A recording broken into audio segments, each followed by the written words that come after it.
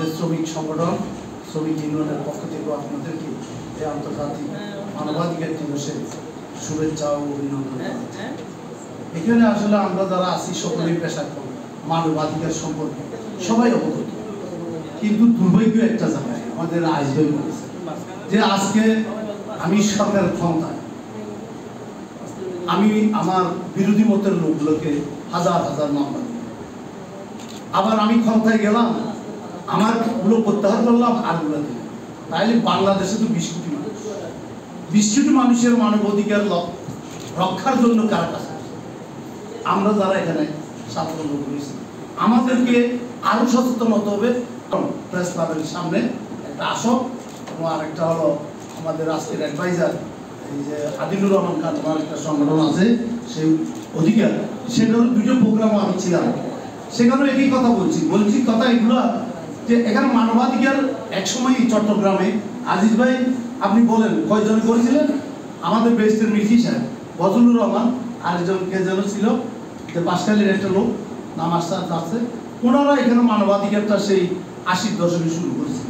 কিন্তু আজকে চট্টগ্রামে এই যে জিয়া ভাই, হাসান মুরাদ বা অন্যান্য এখানে যারা আছে আমরা সকলের প্রচেষ্টায় অনেকগুলো মানবাধিকার সংগঠন, কিন্তু বাস্তবে আমরা মানবাধিকার সংগঠনগুলোর মধ্যে একটু বিভিন্ন দিক দিই। যেমন আসো তারা মানবাধিকার নামে মহিলাদের এই যে নারী কেসগুলো ডিল করতে যায়, প্রথমেই এখানে একটা ফি জমা দিতে হয়। এখন ডক্টর কামাল হোসেন সাহেবের একটা লিগেল এইড আছে, তারাও মানবাধিকারের কাজ করে, সেখানেও বিভিন্ন অনিয়মের কথা শোনা যায়। এখন একজন সাধারণ গ্রামের মানুষ সে কাজ করতে এসেছে, তার অধিকার হারিয়েছে, সেই অধিকারটা ফিরে পাওয়ার জন্য আমাদের কাছে আসে। এখন আমরা আসার আগেই বলি যে আমাদেরকে এত টাকা দেয়, আমরা আপনাদের সাথে কাজ করব। তাইলে এটা একদিকে ওইদিকে হারালাম, আবার আপনার এখানে এসে আরেকটা কি বঞ্চনার শিকার হচ্ছে, তাহলে মানবাধিকারটা রক্ষা হয় কিভাবে? এখন এটাও আমাদের গর্ব ব্যাপার। তো আন্তর্জাতিকভাবে আজকে আমরা দেখেন ফিলিস্তিন, লেবাননে ইসরায়েল যেভাবে হামলা করেছে, গাজায় শিশু, মা, মহিলারা 80% মহিলা যেমন শিশু নিহত হচ্ছে।